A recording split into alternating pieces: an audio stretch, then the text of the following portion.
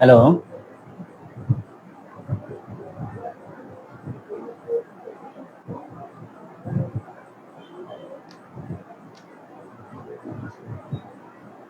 Hello.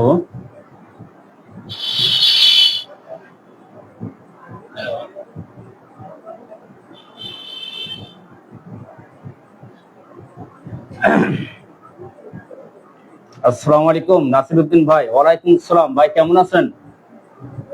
হ্যাঁ, দ্রুত join হয়ে যান, খুব তাড়াতাড়ি শুরু করে দেবো আমাদের মেন কাজ ইনশাল্লাহ। নাসিরউদ্দিন ভাই, ডাক্তার নাসিরউদ্দিন ভাই, ঢাকা থেকে, সম্ভবত ঢাকা গাজীপুর। হ্যাঁ, শিমুল হোসেন, এই তো আর একজন জয়েন দিয়েছে, ইনিও ঢাকা থেকে। ঢাকা থেকে আর কয়েকজন কথা বলুন। মানে আমার সাউন্ড কি ক্লিয়ার শোনা যায়? সাউন্ড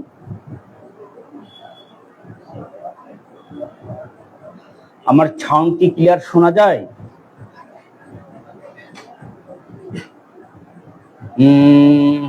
কমেন্ট করুন, যারা তো একদম কমেন্ট করুন। আর আফসানা নূর, সম্ভবত দুলালী বেগম, হাসিবুল হাসান,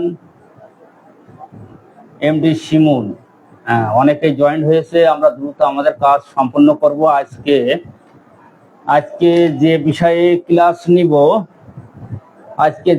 ক্লাস নিব এটা হচ্ছে সবচাইতে একটা কমন বিষয়, অর্থাৎ এই রোগটা সারা বাংলাদেশ ব্যাপী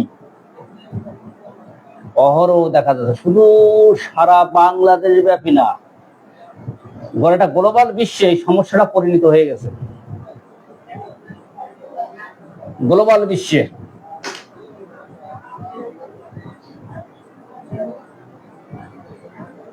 যাই হোক, ফরাদ হোসেন ইন্ডিয়া থেকে জয়েন্ট হয়েছে। ফরাদ হোসেন, আরো দু একজন হইলে আমাদের কাজ শুরু করে দেবো ইনশাল্লাহ। 2-1 মিনিটের মধ্যে শুরু করবে ইনশাল্লাহ। 9:33 বাজে, 35 মধ্যে শুরু করে দেব।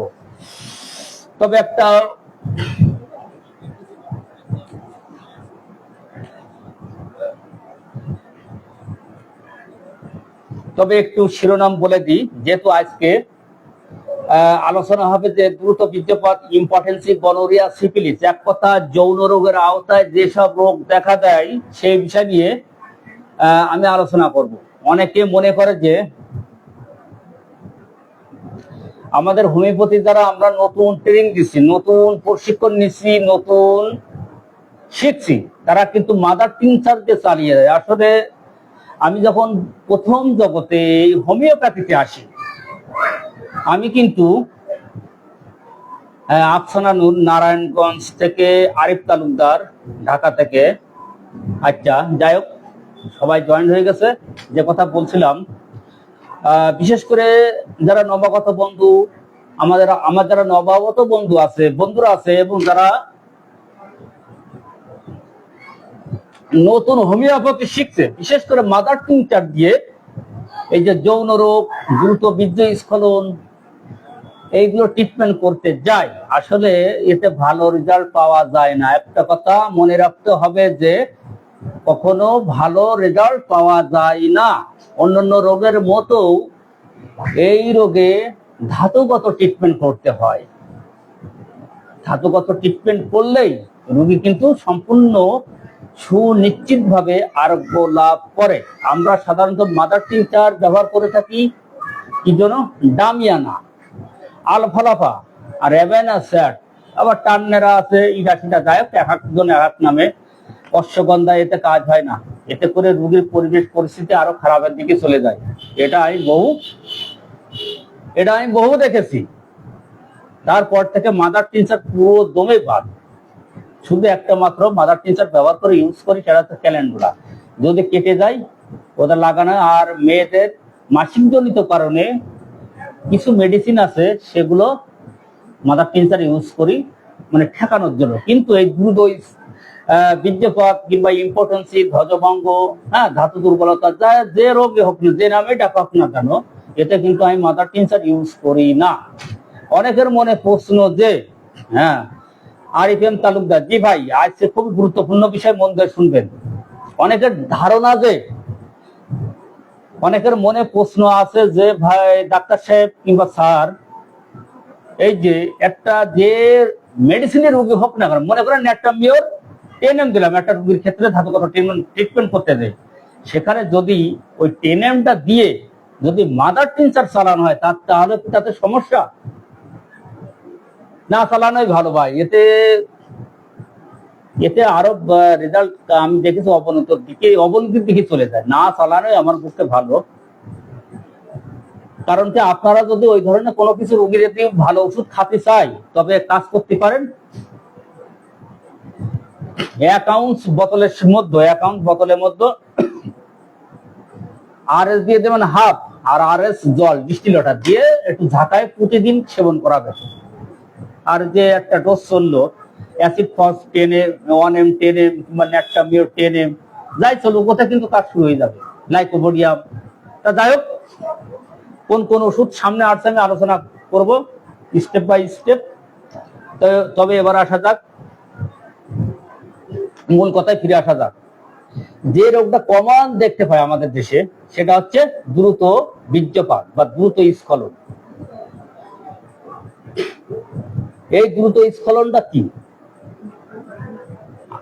এই দ্রুত স্খলন হচ্ছে স্বামী স্ত্রী, অর্থাৎ স্বামী স্ত্রীর মিলনকালে যদি পুরুষদের অতি যোনিতে প্রবেশ করার সাথে সাথে যদি বীর্যপাত ঠেকাতে না পারে, ধরে না রাখতে পারে, দ্রুত পতন হয়ে যায়, তাকে দ্রুত বীর্যপাত বলে। তার আগে একটা কথা বলি, এর যে স্বাভাবিক একটা নিয়ম আছে, মানে কত মিনিট একজন পুরুষ, সুস্থ পুরুষ কত মিনিট থাকে, কত মিনিট থাকে না, সেটাও আমি বলছি। এটা আমি আলোচনা করছি, এখনই করবো, এটা বুঝিয়ে দিন। একজন সুস্থ পুরুষ যার দেহে কোনো রোগ ব্যাধি নেই, জটিল কোনো রোগ ব্যাধি নেই, সেই পুরুষ সাধারণত আমাদের প্রথম স্টেজে মিলনকাল, অর্থাৎ প্রথম স্টেজ বলতে যে বিয়ে শাদী হয়েছে, একজনে বিয়ে করে আনলো, তার সাথে যদি মেলামেশা হয়, প্রথম স্টেজে একটা স্বাভাবিক হচ্ছে 5 থেকে 6 মিনিট, 7 মিনিট। কিন্তু ওই স্বামী যদি নিয়মিত যদি সেক্স মানে মেলামেশা করে, স্টেপ বাই স্টেপ চালা যায় সুস্থ শরীরে, সে কিন্তু আস্তে আস্তে এটা মানে দীর্ঘায়ু হয়, মানে স্টেপটা বেড়ে যায়। প্রথম জীবনে যখন বিয়ে শাদী হয়, কারণ এমনও আছে যে একবার দুইবার, দিনে একবার দুইবার তিনবারও মেলামেশা করে। ইয়াং বয়স 26-27 বছর বয়স, কোনো ফ্যাক্ট না, আসলে ফ্যাক্ট না।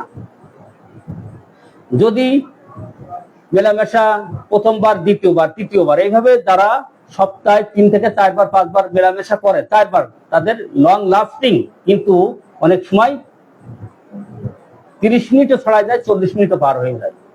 এটা তো একজন নিরোগ সুস্থ পুরুষের মূল ধারা, এটা সত্যি। অনেকের কাছে হয়তো কাল্পনিক হতে পারে, আসলে নট কাল্পনিক, নট ইমাজিন, বাট এটা অতি সত্য কথা। আর যাদের রোগ, তাদের তো ভিন্ন কথা, তাদের তো সমস্যা, তারা তো একবার মেলামেশা করার পরে তারা সেই রাতে আর মোটেই কাজ করতে পারে না। মেলামেশা তো দূরের কথা, তাদের শরীর দুর্বল হয়ে যায়, নিস্তেজ হয়ে যায়, কোনো কিছুই করতে পারে না। কিন্তু যারা সুস্থ, প্রথম রাতে মেলামেশার পরে সেকেন্ডলি অর্ধেক রাত হোক, 2 ঘন্টা পরে হোক, সে কিন্তু মেলামেশা করার সক্ষমতা রাখে। এবং সেই সব পুরুষরাই কিন্তু 30 মিনিট 40 মিনিট এমনকি ঘন্টা পারও করে দেয়। এটা অতি সত্য কথা, এটা কোনো গল্প কথা নয়, কাল্পনিক নয়, এটা সত্য। আমি অ্যাভেলেবেল পেয়েছি, প্রায় ক্ষেত্রে পেয়েছি। তবে হ্যাঁ, এটা অতি সত্য কথা যে বাংলাদেশের 85% অর্থাৎ 80% পুরুষ দুর্বল, তাদের কিন্তু বিভিন্ন ধরনের এই ধরনের সমস্যা। কারণ কি, এখন বর্তমান সমাজে মূল কারণ আছে যে আমাদের হাতে অ্যান্ড্রয়েড সেট আছে, মোবাইল ফোন আছে, এতে করে তারা তাদের যে অজান্তে যে যৌনপ্রীতি ছবি দেখে, এর ফলে তাদের ভিন্ন সমস্যার সৃষ্টি হয়ে থাকে। যাক, এবার আসা যাক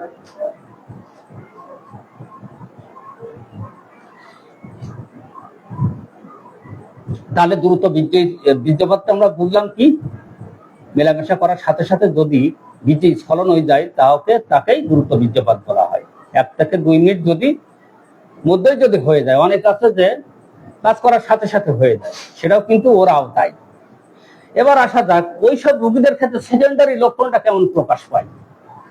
আমি পরে বলছি, পরে কিভাবে ট্রিটমেন্ট করতে হবে আমি একটু ভূমিকায় না বললে তো নয়, কথায় কথা এসে যায়, কাজে কাজ বেড়ে যায়, সেই জন্য বলতে হচ্ছে। এগুলির মধ্যে রয়েছে সেকেন্ডারি, যখন সে না পাচ্ছে না কোনো না কিছু করতে পারে, সেগুলো হতাশায় থাকে, বিব্রত, উদ্বেগ, উৎকণ্ঠা, বিষণ্ণতা, তার জীবনকে তুচ্ছ করে তোলে, তার কাছে তার জীবন তার কাছে সামান্য করে তোলে, তুচ্ছ, মানে জীবনের কোনো আর মূল্য নেই। আমরা দেখেছি যে অনেক বিয়ে করার আগে আমাদের কাছে অনেক রুগী আসে, আমরা এখনো আসে, তারা কিন্তু সব ঠিক আছে কিন্তু বিয়ে করতে ভয় পায়। তার মানে কি, সে সারা জীবন বয়স 25, 27 বছর, 28 বছর সে যৌবনের প্রাম্ভ থেকে মাস্টারবেশন করতে করতে এসেছে, এখন বেশ দুর্বল, খানিকটা দুর্বল না হলেও তার মনের ভেতর কিন্তু ভয় ঢুকে গেছে, আমি কাজ পারবো কি না পারবো।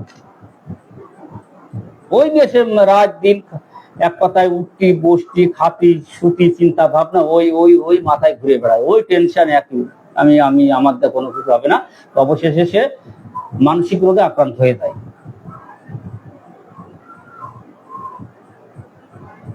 এবার আসা যাক, এর দুটো কারণ আছে। অকাল বীর্যপাত যে হয় তার মধ্যে দুটি কারণ নিহিত আছে, একটা হচ্ছে মনস্তাত্ত্বিক কারণ, আর একটা হচ্ছে জৈবিক কারণ। আর গনোরিয়া সিফিলিস যে কারণ হয় সেটা আমি আলোচনা করব, ওর কারণ হয়, গনোরিয়ার কারণ হয়, সিফিলিসের কারণ হয়, সেটাও আলোচনা করব। মনস্তাত্ত্বিক কারণ, অতি উত্তেজনা,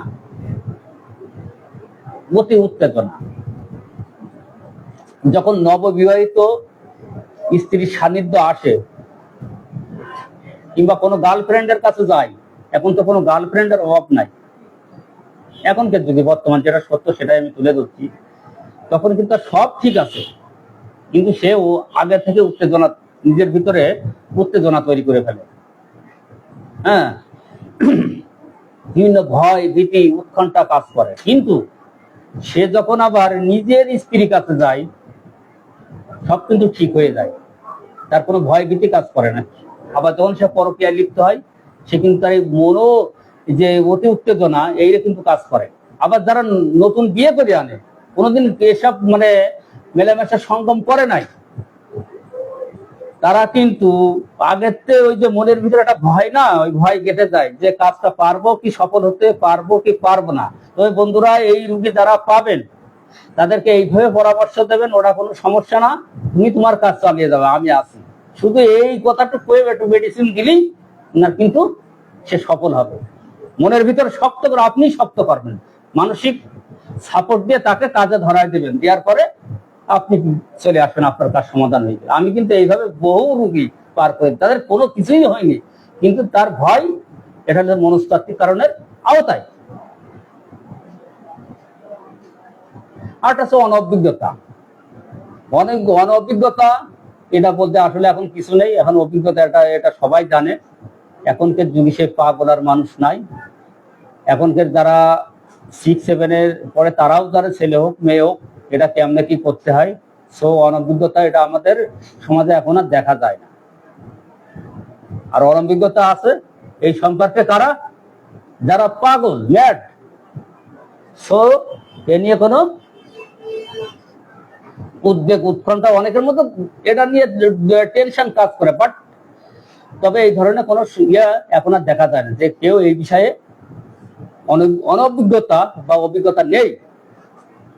কর্মক্ষমতা উদ্বেগ উৎকণ্ঠা, সে যে কারণে তার এই সম্পর্কে কর্মক্ষমতা হারিয়ে ফেলে, সে যে কারণে হোক না কেন, হারানোর পরে সে কিন্তু সে মেলামেশা কিংবা সেক্সুয়াল কাজে ভালো লিপ্ত হতে পারে না। এটা মনস্তাত্ত্বিক, এক কথা আছে মনস্তাত্ত্বিকটা সবই ঠিক আছে, সব ভালো আছে, কিন্তু মনস্তাত্ত্বিক একটা ভীতি তার ভিতরে কাজ করে, এই ভয় উদ্বেগ উৎকণ্ঠাটা এক কথায় জুনিয়র ডাক্তাররা যারা আছেন তাদেরকে যদি কেউ চিকিৎসা নিতে আসে ওষুধের সাথে সাথে তাদেরকে সাইকোথেরাপি দিতে হবে, দিয়ে তাদেরকে সামনের দিকে এগিয়ে দিতে হবে। এবার আসা যাক জৈবিক বা রাসায়নিক কারণ। একটা আছে ডিপ্রেশন। ডিপ্রেশন জৈবিক বা রাসায়নিক কারণের মধ্যে আছে ডিপ্রেশন। কোন লোক যদি যে কোনো কারণবশত ডিপ্রেশনে ভোগে, একই চিন্তা বারবার, মনের মধ্যে ভীতি, সংসার, সে যে কোনো কারণে হোক না কেন, তার কিন্তু আস্তে আস্তে যৌন শক্তি, যৌন ক্ষমতা লোপ পায়, তাকে বিষণ্ণতায় ধরে, স্যাডনেসে ধরে, তার কিন্তু এদিকে আর মন থাকে না। আর সব থেকে বড় কথা হচ্ছে যে দুশ্চিন্তা, টেনশন করলে কিন্তু তার এই যে শুধু যৌন শক্তি কেন, অন্যান্য শক্তি তার অপচয় হয়ে যায়। সে সব দিক দিয়ে, শারীরিক মানসিক দিক দিয়ে দুর্বল হয়ে যায়।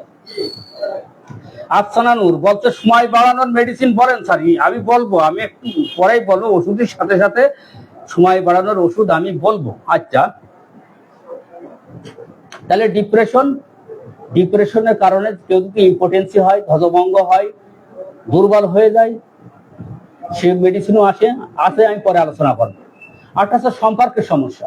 মনে করেন যে কোনো স্বামী স্ত্রী বিবাহের মানে এক কথায় বিয়ার পরে স্বামী স্ত্রী যদি তাদের ভিতরে কোনো ঝগড়াঝাঁটি লেগেই থাকে, মনোমালিন্য হয়, তাদের ভালোবাসা, তাদের যে সো লাভ, সেটা যদি তাদের ভিতরে না থাকে, তাহলে কিন্তু তাদের যে যৌন ক্ষমতা, যৌন আকাঙ্ক্ষা, তাদের ভিতরে কমতে শুরু করবে। এটা কিন্তু মনে রাখতে হবে। আরেকটা আছে বিবাহ ভীতি। বিয়ে না করেই অনেকে আছে যে অনেক ছেলে মেয়ে আছে যে বিবাহ করতেছে না। বিবাহের কথা শুনলেই তার কিন্তু অটোমেটিক্যালি মানে সমস্যা শুরু হয়ে যায়। এই যে ভারতের নিটল টাটা নাকি আছে না, জন্য নিটল টাটা, যাই হোক, বিয়ের আসরতে কিন্তু 3 বার দৌড় মেরেছে, 3 বার, অথচ তার প্রেমিকা আছে। তাহলে কি বুঝলাম? সে বিয়ের আসর থেকে 3 বার দৌড় মেরেছে, তার মানে বিয়ে সে করবে না, বিবাহতে ভীতি, অথচ তার প্রেমিকা আছে, আউটসাইড সে কাজ চালিয়ে মানে যাচ্ছে অটোমেটিক্যালি, কিন্তু বিবাহ করতে ভয়। অনেক রুগী পাইছি আমি, অনেক রুগী এখনো আছে আমার কাছে যে বিবাহ ভীতি।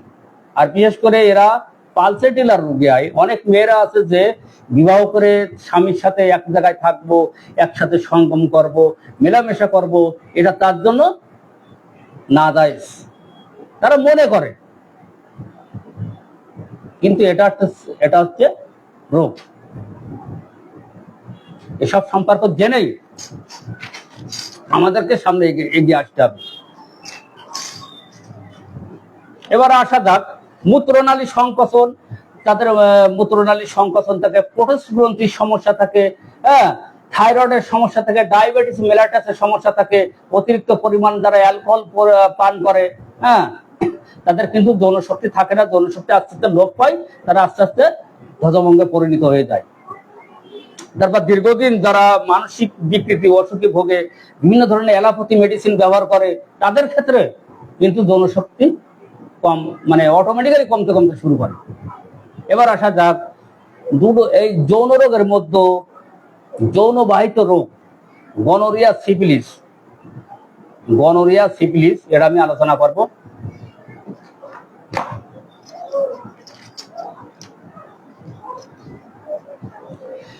এই দুটো আলোচনার করার পরে তারপর যে ইম্পর্টেন্সি, ধ্বজভঙ্গ, যৌন রোগের ট্রিটমেন্ট আমি ওষুধের সাথে সিমটম মিলাই তাতে টাইমিং বাড়ানোর সময় সবকিছু বলে দেব। এবার আসা যাক যে যৌনবাহিত দুটো রোগ আছে, একটা আছে গনোরিয়া। এই গনোরিয়ার কারণে কিন্তু মানে ইম্পর্টেন্সি, ধ্বজভঙ্গ পরিণত হয়ে যায়। বিশেষ করে গনোরিয়াটা কাদের হয়? এই গনোরিয়া হচ্ছে কি, গনোরিয়া একটা বিষ, সাইকোসিস বিষ। এর থেকে ওষুধ হয়েছে কি, মেডোরিনাম। যদি কোনো ব্যক্তি যার গনোরিয়া হয়েছে তার সংস্পর্শে এসে যদি মিলন করে, তাহলে তারও গনোরিয়া হবে। এক কথায়, স্পষ্ট কথায়, যদি কোনো পুরুষ পতিতালয়ে গমন করে, পেশাপাড়ায় গমন করে, সেখানে কিন্তু তার গনোরিয়া সিফিলিস অবশ্যই হবে, একথা অবশ্যই মনে রাখতে হবে। যদি কন্ডম বিন যদি এসব কাজগুলো করে, অবৈধ কাজ করে, তাহলে তো গনোরিয়া অবশ্যই হবে। আর যখন গনোরিয়া হয়ে যায়, ওই অবস্থায় যদি আপনার কাছে কোনো রোগী আসে, তখন কি ট্রিটমেন্ট দেবেন শুনে রাখুন এবং নোট করে রাখুন। এই অবস্থায় কি হয়ে যায়, যখন গনোরিয়া আক্রান্ত হয়, লিঙ্গ অন্ডকোষ ফুলে প্রচন্ড আকারে ব্যথা হয়, লিঙ্গ অন্ডকোষ ফুলে প্রচন্ড আকারে ব্যথা হয়, ওর সাথে সাথে যে মাথা কোমরে চতুর্দিকে এটা ছড়িয়ে পড়ে, বিশাল প্রদাহ, রোগী হাঁটা চলাফেরা করতে পারে না, অনেক সময় কি পা হ্যাং ফাঁক করে চলে, হ্যাঁ, মনে হয় যে নতুন মুসলমানে দিয়েছে।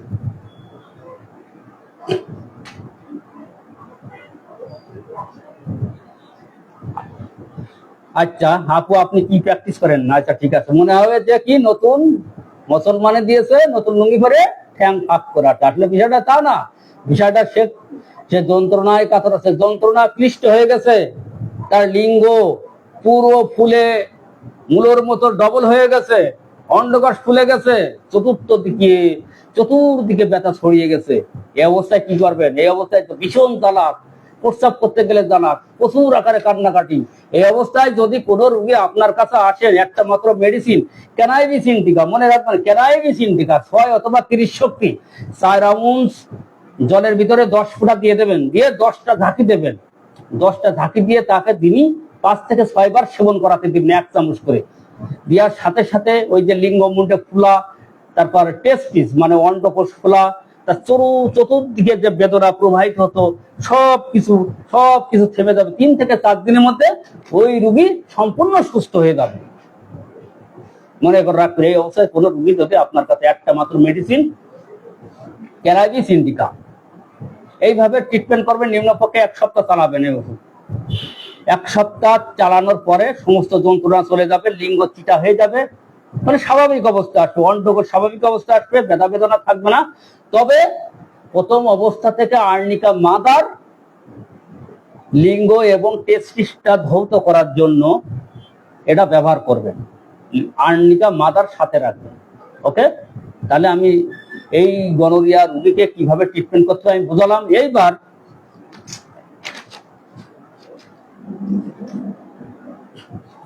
যখন ক্যানাবিস ইন্ডিকা 6 ব্যবহার করার পরে, 6 থেকে 7 দিন ব্যবহার করার পরে ওর কিন্তু একটা স্বাভাবিক অবস্থায় চলে আসবে, তখন কিন্তু স্বাভাবিক অবস্থায় চলে আসার সাথে সাথে হলুদ পুঁজ লিঙ্গ থেকে বাইরে হবে অটোমেটিক্যালি। কিন্তু ওই পুঁজ যখন কমবে, আমরা জানি হলুদ পুঁজের জন্য একটা মাত্র মেডিসিন আছে পালসেটিলা 6 অথবা 30, পালসেটিলা 6 অথবা 30 ব্যবহার করবেন। 30 ব্যবহার করলে ওই পুঁজ পড়া হলুদ পুঁজ সম্পূর্ণ পরিবর্তন আকার হয়ে সাদা পুঁজে পরিণত হবে, আটালো সাদা স্রাব।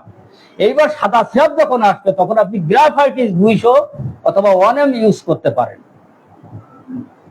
করলে ওই বিষয়টা আস্তে আস্তে চলে যাবে।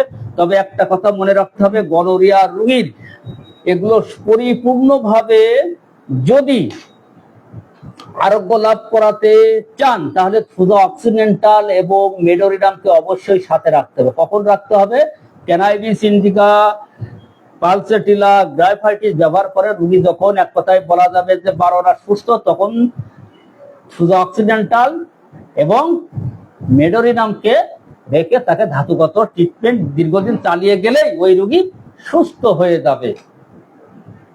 ওকে, এবার আসা যাক, এই রোগী যদি অ্যালোপ্যাথি প্রথম অবস্থায় অ্যালোপ্যাথি ইনজেকশন দিয়ে যদি চাপা দিত, তাহলে ওই রোগ কিন্তু আর সারতো না। চাপা দেওয়ার পরে তার কিন্তু সে যেমনে যাক আর অমনে যাক, তার কিন্তু ওই মাঝে মাঝে প্রস্রাব করলেই প্রস্রাবের সাথে কিন্তু ওই গনোরিয়া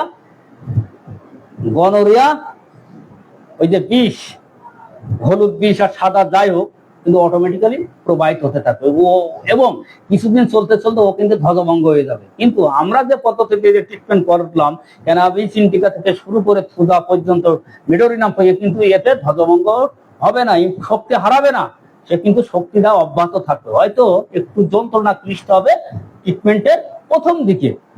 তাহলে বোঝা গেল? এবার আসা যাক সিফিলিস ক্ষত। সিফিলিস ক্ষত নারী পুরুষের ওই একই কারণে পতিতালয় কিংবা যাদের শ্যাঙ্কার আছে, বড় সিফিলিস দোষ আছে, যদি তাদের সাথে মেলামেশা করার ফলে কি হয়, যৌন অঙ্গে বা লিঙ্গে শ্যাঙ্কার মানে হার্ট ক্ষত হয়ে কি করে, শক্তাক্ত প্রচন্ড ব্যথা হয়। হওয়ার পরে এখানে দুটো মাত্র মেডিসিন আছে। প্রথমে মার্কসাল 30 অথবা 6 দেবেন, ক্লিয়ার হয়ে যাবে। প্রথমে কিন্তু সিফিলিনাম আমরা নসট দেব না। প্রথম অবস্থায় গনোরিয়া সিফিলিসি প্রথম অবস্থায় স্টেজে আমরা ব্যবহার করব না। তারপর যখন মার্কসাল ব্যবহার করবো 30 অথবা 200 শক্তি ব্যবহার করতে পারেন, করার পরে একটা সেরে গেলে তখন কিন্তু আমরা একে পুরোদমে মুক্ত করতে মার্কসালের উচ্চ শক্তি চলে যাব, সিফিলিনাম নসডও উচ্চ শক্তি চলে যায়। একে আরোগ্য করার জন্য আমরা পুরো প্রক্রিয়াটা সম্পূর্ণ করব। এবার যদি লিঙ্গমুন্ডটা যদি অতিরিক্ত ক্ষত হওয়ার ফলে মনে হবে যে লিঙ্গে কোনো মাংস নেই, মাংস খসে খসে পড়ছে, সেখানে কিন্তু মার্কসাল কাজ করবে না। একটা কথা মনে রাখবেন, সেখানে কাজ করে মার্কর। আবারও বলছি, লিঙ্গমুন্ড যদি মাংস খসে খসে পড়ে সেখানে হচ্ছে মার্কর 6 অথবা 30 কিছুদিন সেবন করালে, 1 সপ্তাহ সেবন করালে মোটামুটি সুস্থ হয়ে যাবে। লিঙ্গ থেকে ক্ষত বিষ ওটা আস্তে আস্তে কেটে উঠবে। তবে পরিপূর্ণ সুস্থ করতে যখন ক্ষত চলে যাবে, শ্যাঙ্কার চলে যাবে লিঙ্গ থেকে, তখন ওকে সিফিলিনাম উচ্চ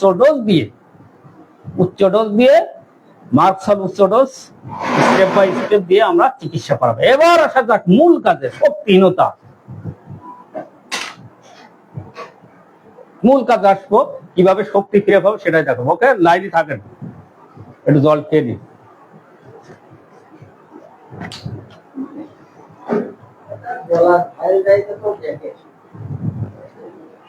কথা কই না। বসলি বসো, না বলি চলে যাও, সমস্যা।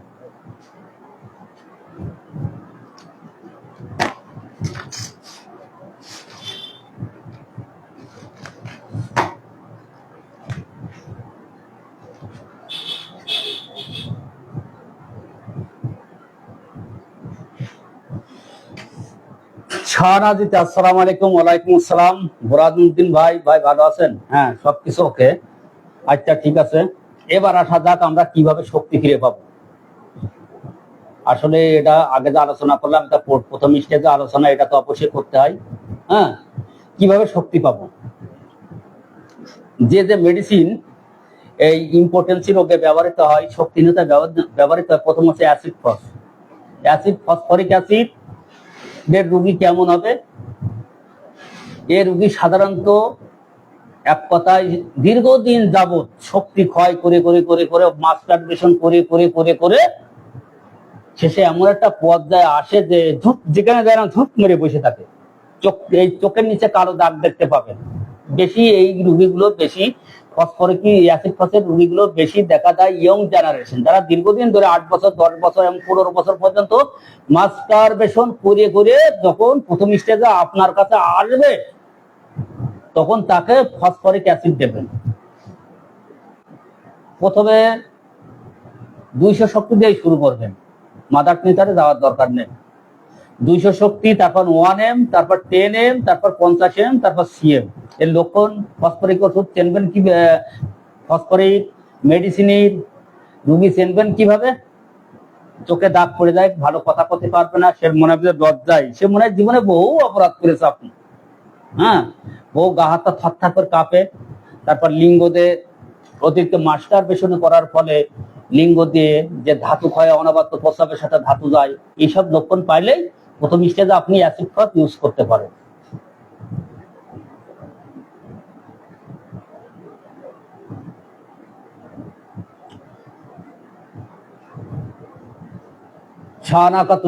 সিফিলিনাম উচ্চ শক্তি দেওয়ার কতদিন পর সিলেক্ট মেডিসিন দিয়ে দেবো। এক কথায় একটা নসড সিফিলিনাম, মনে করো আমি যে কথাটা বললাম যে সিফিলিসটা সেরে গেল, একটা মাত্র নসড দেবেন, 10M শক্তি, 50M শক্তি অথবা CM শক্তির একটা ডোজ দেওয়ার পরে আপনি 15 দিন পরেও দিতে পারেন, নির্বাচিত শক্তি দিতে পারেন, এতে কোনো সমস্যা নেই। নোসটের কোনো ক্ষতি হবে না, ওর মতো কাজ করবে, এর মতো কাজ করবে। ঠিক আছে, ওকে। এবার আসা যাক, যে কথা বলছিলাম, ফসফরিক অ্যাসিড ব্যবহার করবেন 200 শক্তিতে ব্যবহার করবেন। 200 শক্তি কিভাবে ব্যবহার করবেন? এক নাগাড়ে সকাল সন্ধ্যা 8, নিম্নপক্ষে 7 থেকে 8 দিন। এবার 7 থেকে 8 দিন পরে আরো 7 দিন গ্যাপ দেবেন, তার মানে 15 দিন পর্যন্ত আপনি দেখবেন ফসফরিক অ্যাসিড। তিনি 2 ডোজ করে, এর নিম্নপক্ষে 7 দিন। 7 দিন চালানোর পরে পরের 7 দিন গ্যাপ। এবার 15 দিনের মাথায় রোগীর খোঁজ নেবেন, রোগীর অবস্থা কেমন, রোগী ভালো আছে কি খারাপ আছে। এবার 20 দিনের মাথায় 1M দেবেন। 1M 1 ডোজও দিতে পারেন, 2 ডোজও দিতে পারেন, এইভাবে পর্যায় করবে রোগীর অবস্থা। আর একটা কথা মনে রাখতে হবে যে রোগীকে সবসময় সদা সর্বদা সাহস যোগাতে হবে, আর তাদেরকে নিয়ম নীতি মেনে চলার উপদেশ দিতে পারবে। হস্তমৈথুন, মাস্টারবেশন করতে পারবে না, খাওয়া দাওয়ার উপর নিয়ম কন্ট্রোল করবে, কোনো অন্য ছবি দেখতে পারবে না। এই নিষেধগুলো, এই মানে বিধি নিষেধগুলো আপনারা দিয়ে দেবেন। তাহলে ফসফরিক অ্যাসিড রোগী আমরা অধিকাংশ বেশি পাবো কিভাবে? অধিকাংশ পাবো ইয়াং জেনারেশন, অধিকাংশ পাবো ইয়াং জেনারেশন। এক কথা মনে রাখতে হবে, অধিকাংশ ইয়াং জেনারেশন। এক কথা 20 বছরের মধ্যে, 21 বছর, 22 বছরের মধ্যে, 16-17 বছরে এর সব ফসফরিক অ্যাসিডের। ওকে। এবার লাইকোপোডিয়াম। লাইকোপোডিয়ামের রোগী কারা হবে? লাইকোপোডিয়াম কিন্তু একটা বেপরোয়া আর উপকারী ওষুধ, লং লাস্টিংকারী ওষুধ যারে বলে। এটা সেক্স কিন্তু দুর্দান্ত বাড়িয়ে দেয়, যৌন শক্তি দুর্দান্ত বাড়িয়ে দেয়। যদি কোনো লাইকোপোডিয়াম, এর আগে পড়াইছি, লাইকোপোডিয়ামের রোগী পান, প্রথমত হলো তার কিন্তু টয়লেটের সমস্যা থাকবে, টয়লেট ক্লিয়ার হবে না, অত্যন্ত হার্ড হবে, প্রথম অংশ শক্ত, পরের অংশ স্বাভাবিক, এই ধরনের স্কুল থাকবে। আর একটা তার থাকবে, কিন্তু গ্যাস্ট্রিকের সমস্যা তার থাকবেই, গ্যাস্ট্রিকের সমস্যা তার থাকবেই। সেখানে লাইকোপোডিয়াম দিলে, লাইকোপোডিয়ামের সিমটম তো আপনারা দেখেছেন, যে লাইকোপোডিয়াম 200 শক্তি কোনো সেক্সুয়ালে কাজ দেবে না, কিন্তু 1M শক্তি সবচেয়ে বেশি ভালো কাজ দেয়। কোন রোগী যদি এই লাইকোপোডিয়ামের রোগী পান, তাহলে তাকে প্রথমে শুরু করবেন লাইকো 1M দিয়ে। 1M কত ডোজ দেবেন? 2 ডোজ দেবেন। 1M 2 ডোজ দেবেন, 2 ডোজ। প্রথমে 1 ডোজ, পরের দিন 1 ডোজ, প্রথমে 1 ডোজ, পরের দিন 1 ডোজ দেওয়ার পরে আবার পরের যখন উন্নতি হওয়া শুরু করবে, আপনি নেক্সট মাসে আবারও 1M দেবেন লাইকোপোডিয়াম, আবারও 1M, 10M দেবেন না, কিন্তু আবারও 1M দেবেন। যখন ওই সময় আপনি এরম জলের সাথে 10 টাকা ঝাঁকে দিয়ে, 10 টাকা ঝাঁকে দিয়ে আবারও 1M বানায় দেবেন, 2 বারে খেয়ে শেষ করে দেবেন। তার মানে কি, ওই 1Mটা শক্তি পরিবর্তন করে আমি কিন্তু পরের মাসে আবারও রোগীকে দিলাম। তার মানে ওই একই শক্তি যখন 2 বার দেওয়া হয়, তখন কিন্তু 10টা ঝাঁকে দিয়ে শক্তি পরিবর্তন করা হয়। একে বলে শক্তি পরিবর্তিত নিয়ম, একই পটেন্সির শক্তি পরিবর্তিত নিয়ম। তারপর রোগী যখন উন্নতি হয়ে যাবে, তখন আপনি 1 মাস কিংবা 2 মাস পরে 10M শক্তি প্রয়োগ করবেন। এইভাবে আপনি চালিয়ে যেতে পারবেন। তবে কি, লাইকোর রোগীর লিঙ্গ যখন যৌন শক্তি থাকে না, তখন একদিকেই কাজ হয়ে থাকে, বিশেষ করে ডান দিকে কাজ হয়ে থাকে যৌন শক্তি। লিঙ্গ শীতল, বরফের ন্যায় ঠান্ডা, পিছন দিকে ব্যাক দিকে টানে, কোনো শক্তি নেই, কোনো উত্তেজনা নেই। আর এক ধরনের লাইকোর রোগী পাওয়া যায়। মনে করেন কোন স্বামী স্ত্রী দেশে থাকাকালীন তার স্বামী মালয়েশিয়া গেছে, সে মালয়েশিয়া কোনো আকাম করেনি, সে নির্দোষ, ইনোসেন্ট, কিন্তু দীর্ঘ 8 বছর 10 বছর পরে এসে দেখলো তার যৌন শক্তি নেই। তার মানে কি, একটা মেশিন যদি ফেলায় রাখা হয়, তাতে কিন্তু জং ধরে, তার কার্যক্ষমতা হারায়। তবে এটাও কিন্তু এমন, ঠিক আছে। সেখানে কিন্তু সেই সব রোগী যদি আপনাদের কাছে আসে, ওই অ্যাসিড ফসের কোনো দরকার নেই, কোনো কিছু দরকার নেই। লাইকোপোডিয়াম অথবা কোনিয়ামের কথা চিন্তা করেন। তবে লাইকোপোডিয়ামটা আমি অনেক রেজাল্ট পেয়েছি, অনেক ভালো রেজাল্ট পেয়েছি। লাইকোপোডিয়াম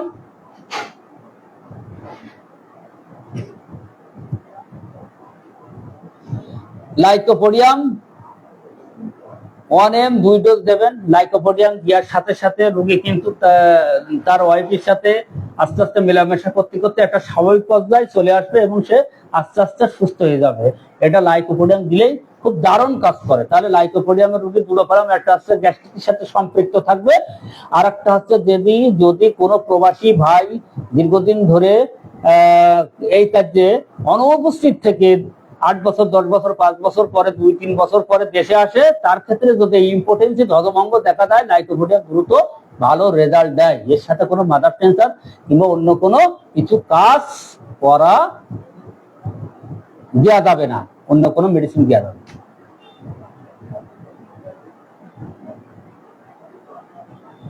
আফসানা নূর উনি বলছে যে 1 mg যদি প্রতিদিন 15 ফোঁটা করে খায় শুকনো মাত্রায়, এটা আমি বুঝতে পারলাম না, পরে বলছি, আপনি আমার কাছে জেনে নেবেন। লাইকোপোডিয়াম চলে গেল। এবার আসা যাক কস্টিকাম। ইয়াং রোগী কিন্তু সে যদি হঠাৎ স্ট্রোক করে প্যারালাইজড হয়ে সে কিন্তু ভালো আছে, কিন্তু তার লিঙ্গ কিন্তু আর কাজ করে না, রিল্যাক্স, সম্পূর্ণ লিঙ্গের পক্ষাঘাত, প্যানিসির পক্ষাঘাত হয়ে গেছে, ওখানেও পক্ষাঘাত হয়ে গেছে, কোনো রকম সাড়া শব্দ নেই, সেখানে কিন্তু কস্টিকাম খুব ভালো কাজ করে। আমি কস্টিকাম দিয়ে খুব ভালো রেজাল্ট পেয়ে গেছি। অন্যান্য জায়গায় যেমন পক্ষাঘাতের ভালো কাজ করে, তদ্রূপ ক্ষেত্রে প্যানিসির ক্ষেত্রেও কিন্তু পক্ষাঘাতে খুব ভালো কাজ করে। সেক্ষেত্রে আমরা কস্টিকামকে বেছে নিতে পারি। কত দিয়ে শুরু করব? 1 mg থেকে উচ্চ শক্তি 1 mg 10 mg পর্যায়ক্রমে 50 mg সিএম শক্তি। মাঝে মাঝে আপনি যখনই কস্টিকাম ইউজ করবেন সেখানে একটা মাত্র মেডিসিন আসবে, নোসোড ইউজ করতে পারেন, সেটা থাকবে সিপিলিনাম একটা পক্ষাঘাতের বিশিষ্ট ঔষধ, কস্টিকামও একটি পক্ষাঘাতের বিশিষ্ট ঔষধ। এই সিপিলিনাম এবং কস্টিকাম একে অপরের সাথে কি হেল্পিং মেডিসিন, একে অপরের সাথে জড়িত। তাহলে আমার কথা বোঝা গেল, যে সমস্ত রোগীরা পক্ষাঘাতের শিকার হয়েছে, ব্রেন স্ট্রোক, মিনি স্ট্রোক, যে স্ট্রোক করুক না কেন কিংবা স্ট্রোক করেনি, অন্যান্য মেডিসিনই কিন্তু পেনিসটা কিন্তু সাড়া দেয় খানিকটা, তারা দুর্বল হলেও কিন্তু খানিকটা সাড়া দেয়, খানিকটা জাগে উঠিত হয় কিংবা কোন রকম। কিন্তু কস্টিকামের সেক্সুয়ালটা আমরা দেখবো পেনিসটা কিন্তু সম্পূর্ণ পক্ষাঘাত, এর কোনো সাড়া শব্দ নেই। সেখানে আমরা কিন্তু এই কস্টিকামকে বেছে নেব 1 mg থেকে শুরু করে। আফসানা নূর লেখছে যে 30 বছর হলে করবে। আচ্ছা ঠিক আছে, 30 বছর, এক কথায় 30 বছর হলেও তা হবে, 20 বছর হলেও তাই হবে, 15 বছর হলেও তাই হবে। তবে আমি বলেছি যেসব ইয়াং জেনারেশন আছে, যে 15 থেকে 16 বছর 20 বছর পর্যন্ত যেসব পুলাপান মাস্টারবেশন করে করে পর্নোগ্রাফি থেকে তারা ইম্পোর্টেন্সি পরিণত হয়েছে, তাদের ক্ষেত্রে কিন্তু ফসফরিক অ্যাসিড অতি কার্যকর। আর লাইকোপোডিয়াম চিত্র তো আমি আগেই বলেছি, আস্তে আস্তে সব বিবরণ দেবো। ওকে, এবার আসা যাক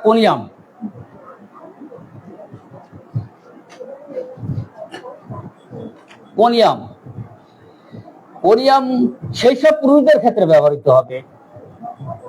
ওই একই কথা, দীর্ঘদিন ধরে যৌন কার্য থেকে বিরত থাকা, এক কথা দীর্ঘদিন ধরে যৌন কার্য থেকে বিরত থাকা। মনে করেন যে প্রবাসে যেসব ভাই বেরাদার আছে, তাদের ক্ষেত্রে দীর্ঘদিন পরে বাড়ি আসলো কিন্তু কাজ নেই, সেখানে আমি আগেই বলেছি লাইকোপোডিয়াম কোনিয়ামকে বেছে নেবেন। তবে কোনিয়ামের বীর্য কিন্তু অতিরিক্ত পাতলা। হ্যাঁ, তারপরে সবচেয়ে কোনিয়ামকে বেশি ভাবে চিনে নেবেন একটা কারণেই, কোনিয়াম ও লাইকোর মধ্যে পার্থক্য থাকবে এই যে এটা, যে লাইকো যখন দেব তখন গ্যাস্ট্রিকের সমস্যা, অন্যান্য সমস্যা থাকবে, আর কোনিয়ামে যখন আমরা বুঝে নেব তখন কিন্তু তার সব দিক থেকে ঠিক আছে, পেটের ঠিক আছে, পেটের গলযোগ ঠিক আছে, তার কিন্তু এই যে নিম্নদিকে যে পক্ষাঘাত, নিম্ন অঙ্গের পক্ষাঘাতে কোনিয়াম কিন্তু দারুণ কাজ করে। এর সব দিকই ভালো, কিন্তু নিম্ন অঙ্গের পক্ষাঘাত, আমাদের ওই প্যানিসটা তো নিম্ন অঙ্গে থাকে, উপরের অঙ্গে তো থাকে না, তাই না? তাহলে সেখানে কিন্তু কোনিয়াম দারুণ কাজ করবে। আর একটা কোনিয়ামের বীর্য অতিরিক্ত পাতলা। আবার আসা যাক সেলিনিয়াম। সেলিনিয়াম যে সমস্ত ইয়াঙ্গার জেনারেশন আছে, পুরুষ আছে, যে বীর্য কোনো রকম ধরে রাখতে পারে না, হাঁটাফেরা চলাফেরা করার সময় জমে যাবে, বীর্য পটি যাবে, বীর্য পটি যাবে, সেখানে কিন্তু সেলিনিয়াম 200 শক্তি থেকে উপর পর্যন্ত উঠে যাবেন। এই লক্ষণ পেলে রোগী আরোগ্য হয়ে যাবে কিছুদিন চালাবে।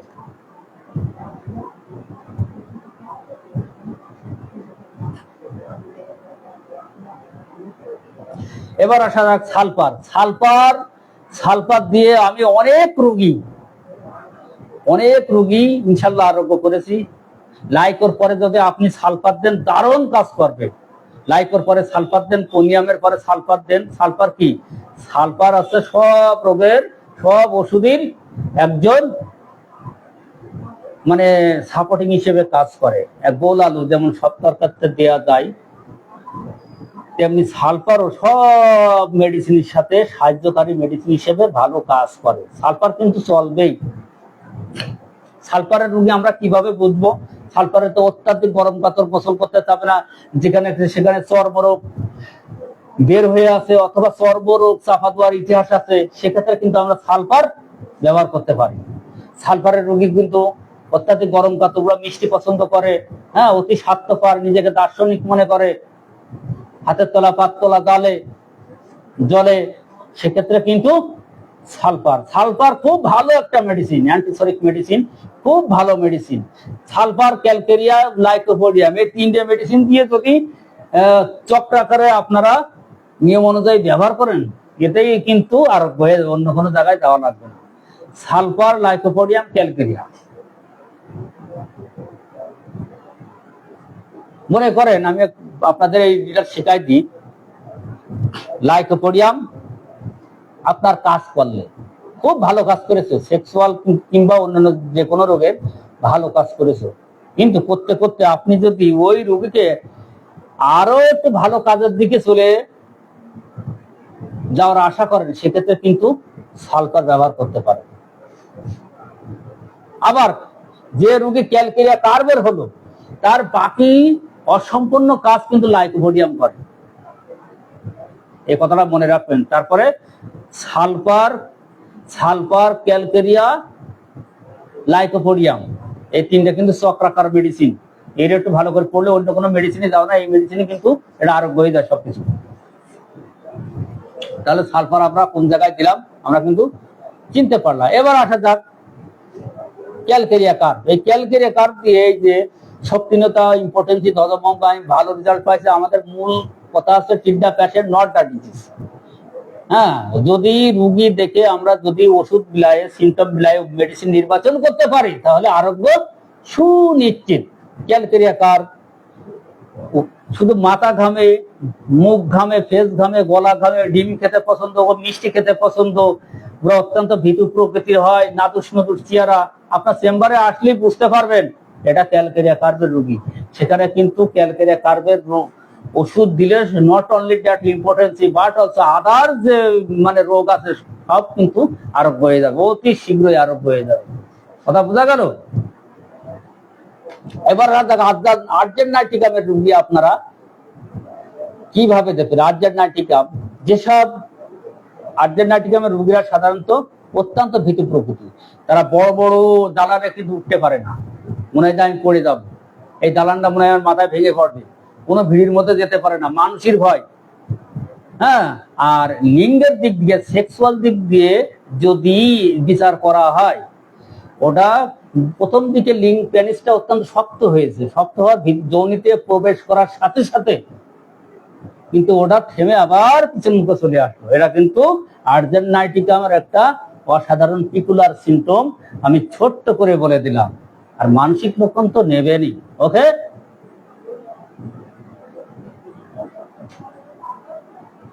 মেডোরিনাম ক্ষুধা। আর এবার আসা যাক মেডোরিনাম। আগেই আলোচনা করেছি যারা গনোরিয়ায় ভুগে আমি আলোচনাতে একটু আগে করলাম, গনোরিয়ায় ভুগে কি হলো, তার ইম্পর্টেন্সি পরিণত ধ্বজভঙ্গে পরিণত হয়ে গেল, সেখানে কিন্তু ক্ষুধা অক্সিডেন্টাল আসবে। আসার পরে মেডোরিনাম আর থুজা কিছুদিন স্টেপ বাই স্টেপ চালিয়ে গেলে তার কিন্তু যৌন শক্তি ফিরে পাবে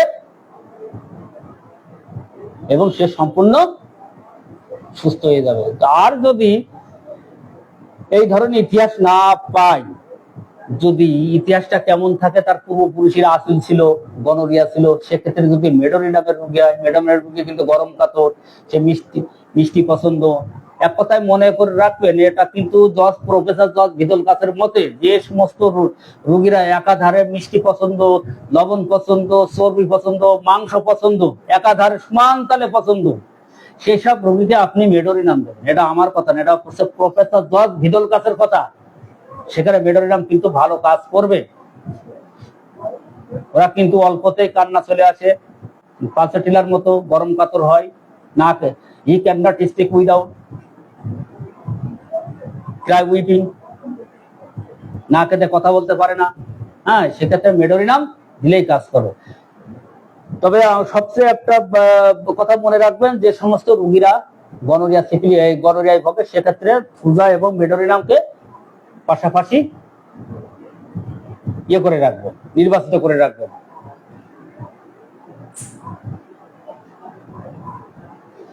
সোয়ানা খাতুন লিখছে যে স্যার, সিলেক্টেড মেডিসিন কত শক্তি ইউজ করার পর নোসোড ইউজ করা যায়? সিলেক্টেড মেডিসিনের আগে নাকি পরে? এখন ডাক্তার হাসান সাহেব কিন্তু আপনার বই যারা পড়েছেন বুঝতে পারবেন যে প্রত্যেকটা জায়গায় কিন্তু সিপিলিন আর সিএম ব্যবহার করে তার নির্বাচিত ঔষধ চালিয়ে গেছে। এটা আমি করি, কিন্তু খুব সীমিত। যদি লাইকোপোডিয়াম কিংবা কস্টিকামের মনে করেন রোগী হওয়ার দিয়ে যেহেতু যদি একটু উন্নতি বুঝতে পারেন, তার মাঝামাঝি আপনি নোসোড মেরে দেবেন, কোনো সমস্যা নেই। আপনি আগে দিলেও দিতে পারেন, দিয়ে নির্বাচিত ঔষধ চালা দিতে পারেন। তবে কি, সেটা দরকার নেই। আগে আপনি যে ওষুধটা চাচ্ছেন রোগীর ক্ষেত্রে, সেই ওষুধটা সদৃশ নিয়ম অনুযায়ী দেওয়ার পরে একটু উন্নতি হওয়ার পরে আপনি নোসোড মেরে দেবেন। কিংবা উন্নতি হয়নি, সেখানেও কিন্তু নোসোড মারা যায়। ওকে, আমি বুঝাতে পারলাম?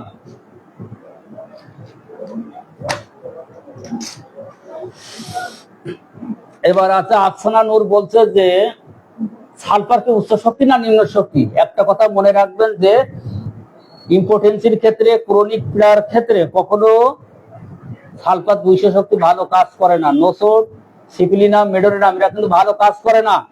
সব সময় ক্রনিক পীড়ার ক্ষেত্রে উচ্চ শক্তি, নিম্নপক্ষে 1M শক্তি থেকে শুরু করে, নিম্নপক্ষে 1M শক্তি থেকে।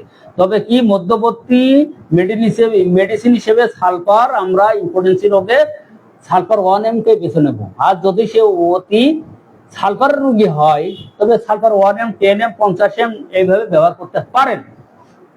হ্যাঁ, তাহলে বন্ধুরা, সব কথার এক কথা কি, যে আমরা মনে করি যে ইম্পোটেন্সি, ধ্বজভঙ্গ, শক্তিহীনতার আলাদা কোনো মেডিসিন আছে? আলাদা কোনো মেডিসিন, হোমিওপ্যাথি প্রত্যেকটা মেডিসিনই কিন্তু যৌনশক্তির কাজ করে। যদি কোনো রোগীর যদি আপনি ধাতুগত মেডিসিন দিয়ে ট্রিটমেন্ট করতে পারেন, তাহলে কিন্তু যৌনশক্তি এমনি এসে যায়। অনেকের ধারণা আছে যে যৌনশক্তি কি শুধু লিঙ্গে বা কিন্তু পুল্লিঙ্গে বা কিন্তু স্ত্রীলিঙ্গেই থাকে। নো, আপনার সেক্সটা আসবে কোনটা? আপনার সেক্স মস্তিষ্কে, ব্রেন থেকে। আপনার মন ভালো থাকলে, আপনি সুস্থ হলে এখানে সিগন্যাল দেয়, ওখানে সাড়া দেয়। তাহলে আমি বুঝাতে পারলাম এখানে কিন্তু কোনো ট্যাবলেট, ক্যাপসুল, বোনের ভুলু আপনারা কেউ দেবেন না।